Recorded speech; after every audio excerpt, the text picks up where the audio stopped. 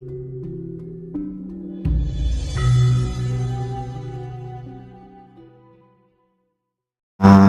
adalah aku yang lain, bahasa kerennya gitu kan.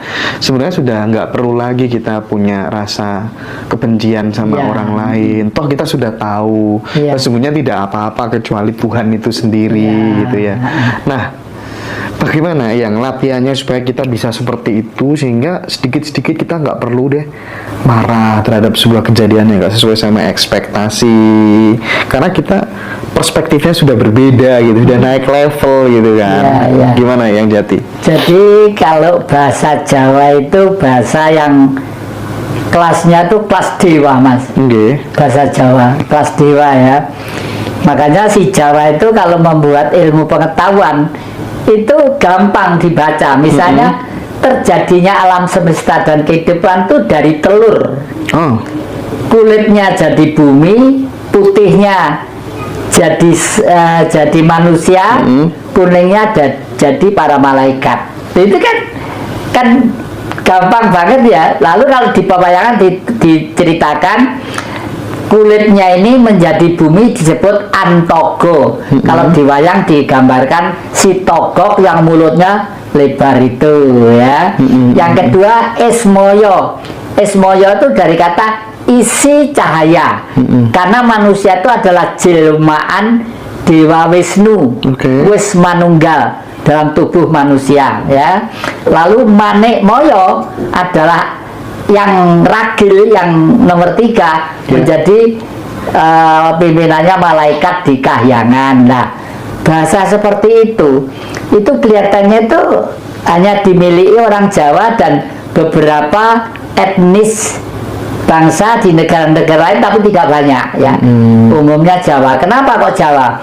Ya karena pada waktu bumi sudah diciptakan lalu harus dihuni oleh manusia. Manusia itu siapa? Ya cahaya dari Allah atau Sang Maha yang gerenjetnya pengen membuat alam sehingga alam nanti dihuni oleh kayalannya. Beliau manunggal di situ. Nah, disinilah yang kalau dalam bahasa agama Nasrani ya, mohon maaf ini kepada orang-orang Nasrani ya. Kalau menurut saya Tuhan Yesus itu adalah beliau cahaya yang berwujud manusia untuk menjadi master. Lalu Ibu Maria itu siapa? Ya bumi itu sendiri. Bukan kok Ibu Maria tidak punya suami kok punya anak. Nah ini kadang-kadang kan diuntar-untir sedemikian rupa. Maka dari itu bumi itu oleh orang Jawa dikatakan wanita. Bumi ya, Bu Parmi, Bu tapi bumi ya. Nah, Ibu Bumi, Bopo Angkoso, bapaknya itu langit ya. Bumi itu ada karena ada langit, ada angkasa. Makanya Siwa, Sati, lalu Parwati. Pada waktu bumi masih kejam, belum bisa dihuni oleh manusia karena isinya binatang-binatang ya, orang-orang yang zaman dulu digambarkan sebagai raksasa, tapi bukan raksasa sebenarnya. Memang ada orang yang kanibal, orang saling bunuh, saling gini, digambarkan seperti itu. Barulah turun jelmaannya dewa menyatu dengan manusia, digambarkan menjadi Wisnu, Wisnitis, Binelah Panitise, Nitis menjadi dua orang, menjadi Krishna dan Puntadewa ya, Krishna dan Puntadewa. Oleh karena itu manusia itu harus sabar, sesabar seperti Prabu Puntadewa, tapi harus bijak sebijak Prabu Krishna. Orang yang tersabar dan terbijak itu kalau marah Mas, waduh gunung loh, gemeter Mas, takut. Dunia itu manusia itu takut kalau sudah marah gitu. Kenapa? Nggak takut mati. Oleh karena itu berbicara masalah politik yang akan datang, kita menunggu seorang pemimpin yang berani mati demi kepentingan rakyat. Dan itu aja. pasti akan muncul. Bukan berani sugih dan berani anu, bukan. Berani mati ya? Berani mati. Bukan berani sugih ya? Bukan berani sugih. Sekali lagi pokoknya yang harus kita kritisi karena dari atas perspektifnya udah proyek gitu aja ya. Proyek itu tadi. Proyek, Ya. Perspektifnya adalah proyek gitu Iya, ya. Iya sih, saya bicara seperti ini karena memang saya tahu sendiri gitu. Lama ada di komunitas teman-teman yang broker gitu. Jadi saya tahu gini mainnya gitu itu ya. kan termasuk wartawan jadi kupingnya Nah, yang jadi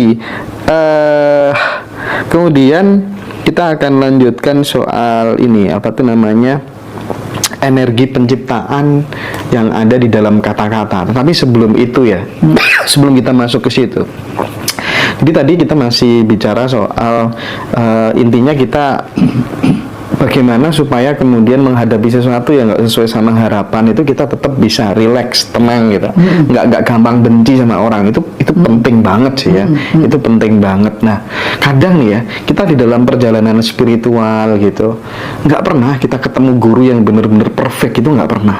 Saya dari pengalaman berbagai macam sahabat saya yang keliling cari guru spiritual itu mesti ketemu keburukannya, kebusukannya, akhirnya kemudian kita meninggalkan dia gitu. Tetapi kita nggak bisa pungkiri, kita juga banyak mendapatkan insight, perubahan hidup kita itu juga sedikit banyak karena pengaruh apa yang pernah dia sampaikan di masa lalu gitu. Nah, nasihatnya yang jadi bagaimana? Apakah tetap menjalin silaturahmi atau udah putus saja atau gimana sih yang tepat buat teman-teman yang muda-muda ini?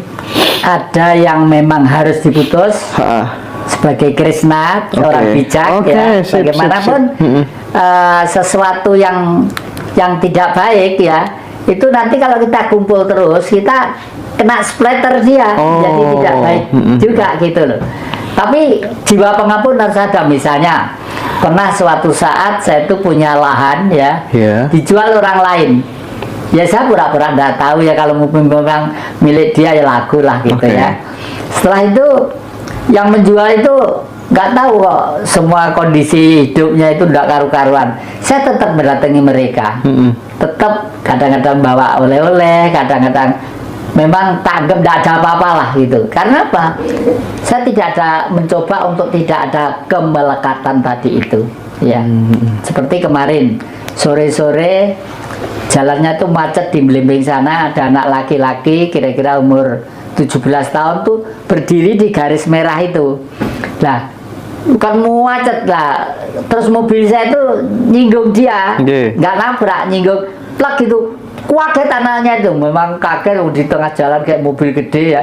Itu, waduh mbah, hati-hati tuh mbah, gitu kaget aku mbah. Iya dek, aku ya anu dek, saya yang minta maaf ya.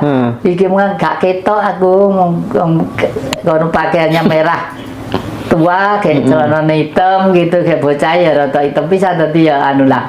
Itu kepikiran di rumah itu mas, saya kepikiran tiap hari saya lewat situ, kalau dia itu ada, mau sajak makan, mau sajak gini, mau saya kasih uang seberapa lah untuk pulsa gitu. Akhirnya di rumah karena cari berkali nggak temu, terus meditasi di rumah saya.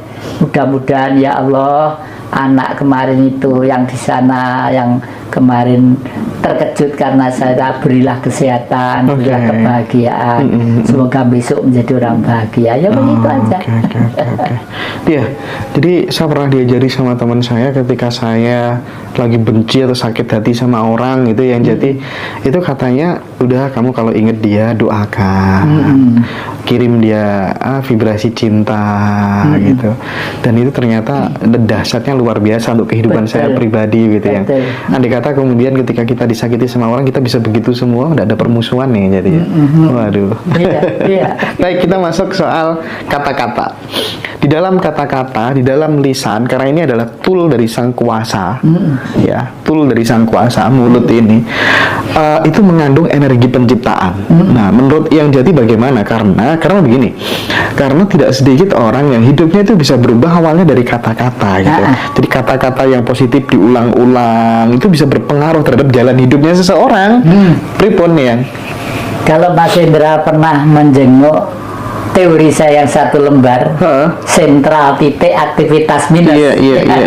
Itu ilmu tahun 3000 yang akan datang. Betul. Jadi semula yang ada itu adalah disebut oleh manusia di bumi itu Tuhan. Tuhan itu apa? Tuhan itu titik. Kenapa Tuhan itu titik? Karena titik itu apa? Tuhan itu apa sih? Tuhan itu karangan kita, karangan manusia. Setelah ada manusia itu baru ada istilah Tuhan. Istilah loh ya, istilah Tuhan. Karena manusia itu titah Sang Maha Kuasa yang diciptakan, diberi keistimewaan otak yang sangat cerdas.